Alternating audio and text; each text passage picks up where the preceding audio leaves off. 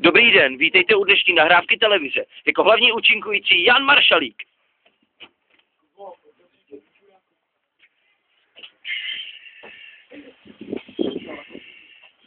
Televize Nova uvádí australský film 3 koule v ohnivé září. Ty, takže české znění dále hrají.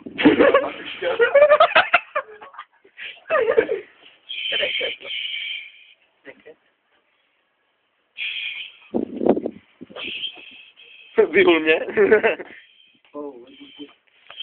Když si koupíte 2 vajíčka, třetí dostanete zdarma. Neváhejte, bylo odepřeno potosny do 9.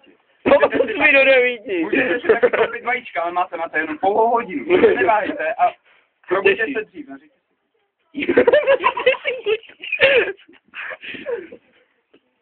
Takže neváhejte a přijďte zítra, Kdy budeme... Neváhejte a navštivte náš nový domov důchodců. Dodáváme tam skéra jenom za pade.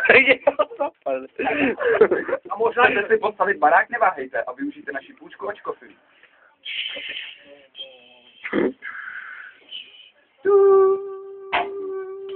Vysílání začne až 7 hodin ráno. Takže pomodlete se a uvidíme se zítra.